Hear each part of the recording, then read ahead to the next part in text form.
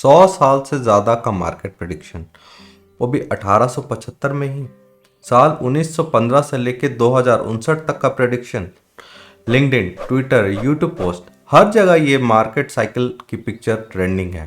तो आज की इस वीडियो में मैं इस मार्केट साइकिल से रिलेटेड सारे डिटेल्स आप लोगों को बताऊंगा और एनालिसिस करूंगा कि हिस्टोरिकली ये प्रेडिक्शन कैसा रहा है और फ्यूचर में इस चार्ट को कैसे यूज करके अपना प्रॉफिट को मैक्सिमाइज किया जा सकता है। नमस्कार दोस्तों, मैं शाश्वत और इन्वेस्टिंग कॉमन सेंस में आपका फिर से स्वागत है। अगर आप नए हैं तो फिनेंस और स्टॉक मार्केट से रिलेटेड किसी भी जानकारी के लिए इस चैनल को ज़रूर सब्सक्राइब करें और वीडियो का कंटेंट अगर अच्छा लगे तो यूट्यूब एल्गोरिदम के लिए लाइक करें और अपने दोस्तों के साथ शेयर करें। तो चलिए अब इस वीडियो को शुरू करते हैं। सबसे पहले बात करते हैं कि ये सब आखिर शुरू कब हुआ और कैसे हुआ। इसके लिए आप लोगों को इसका थोड़ा सा बैकग्राउंड बता देता हूँ। सैमुअल बैनर जिन्होंने ये प्रेडिक्शन बनाया था, उनका जन्म अगस्त 17, 1832 में हुआ था। उनकी पूरी फैमिली ओहायो में रहती थी और वो एक बहुत ही प्रॉस्पेरस फार्मर थे। लेकिन सन 1873 के मार्केट पैनिक में उनका सब कुछ लुट गया और वो फाइनेंशियल पॉइंट ऑफ व्यू से पूरी तरह से बर्बाद हो गए। ऐसा होने के बाद उन्होंने पूरी मेहनत से ये समझने की कोशिश की कि मार्केट में आखिर ऐसा हुआ क्यों, और इसके रिसर्च में उन्हें हाथ लगा मार्केट साइकिल का एक ट्रेंड जो इस चार्ट में डिपिक्ट किया गया है। इससे रिलेटेड सारी डिटेल एनालिसिस उन्होंने अपनी किताब बेनर्स प्रोफेसी, जो कि साल 1875 में पब्लिश हुई थी, वहाँ शेयर किया है। इस किताब में उन्होंने कमोडिटी की प्राइस को प्रेडिक्ट करने की कोशिश की है, जहाँ उन्होंने साल 1876 से 1904 तक का प्रेडिक्शन किया। फिर उस एनालिसिस के हिसाब से जॉर्ज रिच ने फॉरकास्ट को हिस्टोरिकल डेटा से कंपेयर किया और 1780 से लेकर 1876 तक एनालाइज किया और उसका डिपिक्शन 2059 तक किया।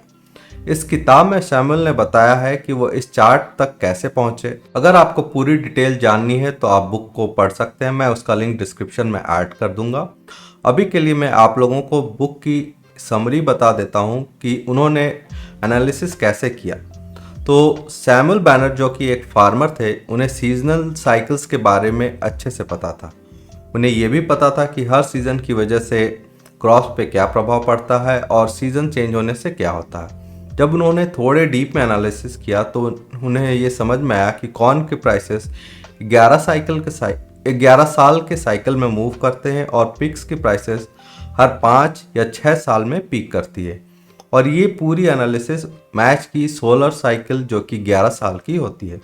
इस एनालिसिस पे बैनर ने ये कंक्लूड किया कि सोलर साइकिल से क्रॉप यील्ड को इफेक्ट पड़ता है, जिससे उसके रेवेन्यू में इम्पैक्ट पड़ता है, और ये पड़ता है सप्लाई और डिमांड की वजह से, जिससे लास्ट में प्राइस पे अफेक्ट पड़ती है। तो शॉर्ट में देखा जाए तो सोलर साइकिल से कमोडिटीज के प्राइस पे डायरेक्ट इम्पैक्ट पड़ती है। इस थ्योरी को उन्होंने एक तीसरे डेटा सेट से भी वेरीफाई किया, जो कि पिग आयरन के प्राइसेस थे। इसका प्राइस साइकिल 27 साल के साइकिल में चलता है।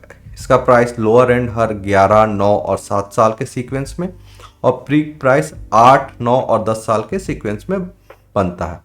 तो ये हुआ हिस्ट्री लेसन सैमुअल बैनर और उनके चार्ट के क्रिएशन के बारे में। अब थोड़ा चार्ट को डिकोड किया जाए। जैसा आप लोग देख रहे हैं कि चार्ट के राइट साइड में उन्होंने अपना साइन डेट के साथ किया है और मार्क किया है एज ए श्योर थिंग। इसके बारे में और इन्फॉर्मेशन आगे वीडियो में मैं आपको बताऊंगा। अभी फोकस करते हैं कि चार्ट के 3 सेक्शन के बारे में।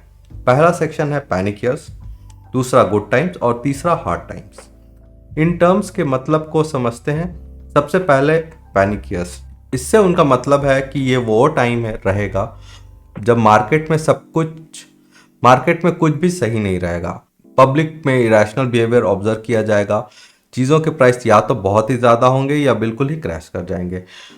तो ये हुआ आपका panic year. So good time के पीरियड के हिसाब से देखा जाए तो चीज़ों का प्राइस थोड़ा ज़्यादा होगा, और वो उनके हिसाब से ये ऐसा टाइम रहेगा जब आप अपने स्टॉक्स और बाकी एसेट्स बेच सकते हैं और कैश जनरेट कर सकते हैं। और लास्ट में हार्ड टाइम्स। इस पीरियड में सब कुछ सेल पे रहेगा और पब्लिक में काफ़ी ज़्यादा कैश की कमी रहेगी। लेकिन अगर आप सैमुअल के बाकी साइकिल्स को फॉलो करते हैं तो इस टाइम पे आपके पास काफ़ी कैश रहेगा और आप धीरे धीरे इस पीरियड में अच्छे एसेट्स को एक्यूमुलेट कर सकते हैं। हुई ना ये मज़े की बात। ना आपको मैक्रो इकोनॉमिक्स पढ़ने की ज़रूरत है और ना ही कोई मार्केट रिसर्च की। अब तक हम लोगों ने देखा कि सैमुअल बैनर ने क्या क्या प्रेडिक्शन किया है। थोड़ा ये भी देखते हैं कि उनकी प्रेडिक्शन ने अब तक कैसा रिजल्ट दिया है। ये रहा डाउ जोन्स का chart with entry and exit points based on banner cycle. इस चार्ट को मैंने 1915 से लेकर 2020 तक कंसिडर किया है। चार्ट में ब्लू से मार्क्ड है हर वो एंट्री जो बैनर साइकिल के हिसाब से होने चाहिए और पर्पल में मार्क्ड है हर वो एग्जिट जो बैनर साइकिल के हिसाब से होना चाहिए। तो ऊपर से अगर आप देखेंगे तो ऐसा लगेगा कि बैनर साइकिल का प्रेडिक्शन ऑलमोस्ट सही किया है। हर एंट्री के बाद बुल रन स्टार्ट हुआ और हर एग्जिट के बाद एक बियर रन स्टार्ट हुआ। ऐसा लगता है कि किसी ने फ्यूचर में देख के ये चार्टिंग प्रिपेयर किया। इवन अगर रीसेंट 2008 के मार्केट क्रैश को देखें या 2020 के मार्केट क्रैश को, हर बार आपका एग्जिट जो कि 2007 और 2019 में हुआ, उसके बाद आपका मार्केट क्रैश हुआ। तो आपका 6 महीने से 1 साल का गैप है और इतने लॉन्ग प्रेडिक्शन में ये एक्चुअली कंसिडर किया जा सकता है। तो इसके हिसाब से अगर देखा जाए तो बैनर साइकिल में जब भी बुल रन प्रोजेक्ट किया है तो आपको पैसा ही पैसा स्टॉक मार्केट में मिलना चाहिए।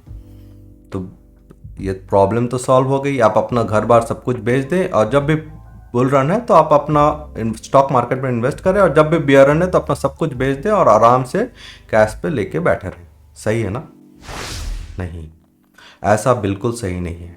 बैनर साइकिल से आपको एक रफ एस्टिमेट तो मिलता है, लेकिन उसमें कोई दो राय नहीं है। लेकिन ब्लाइंडली अगर उसको फॉलो करना सही है या नहीं, आपको मैं आगे बताता हूँ। और मेरी बात को आप सिर्फ इसलिए नहीं माने क्योंकि मैं कह रहा हूँ, मैं आपको डेटा से बताऊंगा कि वो उसका पूरा एनालिसिस कैसा है। अपने एनालिसिस के लिए हम लोग कंसिडर करते हैं कि कोई भी एक रैंडम बंदा है जो बैनर पे साइकिल पे पूरा भरोसा करता है। मान लो वो राहुल है। वो बैनर साइकिल के हिसाब से हर प्रेडिक्शन में जब भी बुल रन है तो इन्वेस्ट करता है साल के पहली तारीख को। जैसे साइकिल आपका 1915 से बुल रन का है तो 1 जनवरी 1915 को डाउ जोन इंडेक्स में इन्वेस्ट करता है। और साइकिल के हिसाब से जब 1918 में जैसे बियर रन का प्रेडिक्शन है तो 1 जनवरी 1918 को अपने सारे एसेट बेच देता। सेफ्टी के लिए हम लोग 1 जनवरी को कंसिडर किए हैं ताकि वो हर साल सेम रहे। इस एजम्पशन के हिसाब से हम लोग स्टार्टिंग के 3 साइकिल को कंसिडर करेंगे, जो कि 1915 से शुरू होकर 1918 तक पहली साइकिल, दूसरी साइकिल 1924 से 1926 तक और तीसरी साइकिल 1931 से 1935 तक। अब एनालिसिस के हिसाब से आपको ऐसा लगेगा कि आपको हर जगह पूरी तरह प्रॉफिट गेन होनी चाहिए। पहली नज़र में ऐसा लगता भी है कि गजब का प्रेडिक्शन है। 1929 का ग्रेट डिप्रेशन से भी आपको बचा दिया। लेकिन अगर आप डीप एनालिसिस करेंगे तो डेटा आपका सपोर्ट नहीं करता। जैसे आप 1918 में जब आपने बेच दिया तो आपको 1915 से 18 तक 33 से 34% का गेन मिला। लेकिन 1918 के बाद मार्केट जब अपनी पीक पे पहुंची तो आपने 59% का गेन मिस किया। चलो ये एक साइकिल हुआ। अब दूसरी साइकिल में देखते हैं कि क्या होता है। तो जो आपका 1924 से 1926 तक का साइकिल था उसने आपको ग्रेट डिप्रेशन से तो बचा दिया। तो ये तो बहुत ही अच्छा बुल रन हुआ, राइट? बहुत अच्छा सेफ हुआ। इस बुल रन में आपको 53% का गेन हुआ। लेकिन अगर आप लॉन्ग टर्म में देखें तो आपको जो बुल रन था 26 से 29 का, आपको 160% का लॉस हुआ। थर्ड साइकिल, अरे ये तो आपको बिल्कुल ही फंसा दिया क्योंकि इसकी एंट्री ग्रेट डिप्रेशन के डाउनफॉल में ही होती है और आपको ओवरऑल 40% का लॉस हो गया। यही नहीं, अगर आप रिसेंट 2020 के मार्केट क्रैश को भी देख लें तो आपको क्रैश से तो बचा दिया आपने। 2019 में अपना एग्जिट कर दिया सारा पोर्टफोलियो, लेकिन 2020 और 21 का जो बुल रन था वो तो आपने मिस कर दिया ना। मान लो अगर आपने 2019 में अपने स्टॉक्स को नहीं बेचा होता और 2020 में भी क्रैश में भी उसको होल्ड करके रखा होता, तो 2021 के पीक के हिसाब से अगर देखें तो 19 से लेकर 21 तक आपको 56% का गेन होता, इवन आफ्टर आपने 2020 में स्टॉक्स होल्ड किया है। तो फिर क्या ये चार्ट बिल्कुल ही बेकार है और मैंने आपका वक्त पूरी तरह खराब कर दिया है क्या? नहीं, ऐसा बिल्कुल नहीं है। कोई भी प्रेडिक्शन या कोई भी मॉडल हो तो उसको ब्लाइंडली फॉलो नहीं करना चाहिए। साइकिल को आप एक मार्कर की तरह यूज़ कर सकते हैं और उसके अलावा आप मार्केट सेंटिमेंट्स, मैक्रो इकोनॉमिक्स और ग्लोबल क्यूज़ को देखकर अपना एक्शन प्लान बना सकते हैं। जैसे 2019 में आपको पता चल गया कि बियर रन आने वाली है, तो इस केस में आप और भी अच्छे से मार्केट पे नज़र रखना स्टार्ट कर देंगे। और जैसे ही आपको लगेगा कि कोई ग्लोबल क्यू या कोई भी इशू आने वाली है, जैसे इस केस में 2020 के स्टार्ट में ग्लोबल पैंडेमिक हुआ, राइट, तो इस केस में आप अपना स्टॉक या कोई भी अदर एसेट बेचना शुरू कर सकते हैं। और ग्लोबल पैंडेमिक एक ऐसा ग्लोबल क्यू था, अगर आप ध्यान से नज़र रखे हुए तो आप कभी मिस नहीं कर सकते थे। सेम था 2008 के मार्केट क्रैश में। बहुत सारे फाइनेंशियल एक्सपर्ट्स चिल्ला चिल्ला कर बोल रहे थे कि मार्केट गिरेगी, और मार्केट गिरी भी, बट वो मार्केट गिरने के बाद वहां से रिकवर भी की और अपने नए हाइट तक गई। तब आज के कॉन्टेक्स्ट में करना क्या चाहिए? साइकिल के हिसाब से तो 2023 स्टॉक परचेस करने का टाइम है। अगर आप किसी भी फाइनेंशियल एक्सपर्ट को अब तक फॉलो कर रहे हैं इस चार्ट को छोड़ देने के बाद भी, तो 2023 में सभी ने कहा कि स्टॉक मार्केट में स्टॉक्स को एक्युमुलेट करना चाहिए और सिर्फ अच्छे अच्छे एसेट्स में इन्वेस्ट करना चाहिए। मार्केट में बहुत ही ज़्यादा पैनिक है। एक तरफ रसिया यूक्रेन की वॉर, यूएस चाइना का चिप वॉर, ताइवान का केस, हाई इन्फ्लेशन, और रिसेंटली देखें तो बड़े बड़े बैंक्स फेल हो रहे हैं।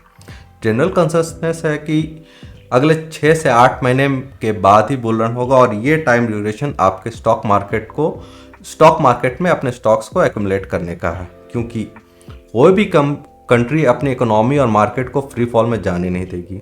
और वैसे भी 2024 में तो इंडिया यूएस दोनों जगह इलेक्शन है, और इलेक्शन ईयर में मार्केट की अगर ये हालत रहेगी तो कैसे चलेगा? लीडर्स क्या बोलेंगे कि मुझे वोट दे दो, मैंने मार्केट और इकोनॉमी को तो बचाया नहीं, लेकिन मुझे पता है कि इसे सुधारना कैसा है, तो मैं अगली बार जरूर बचा दूंगा। ये काम करेगा क्या? समझदार तो आप भी हो, और आपको भी पता है कि ऐसे में होगा क्या।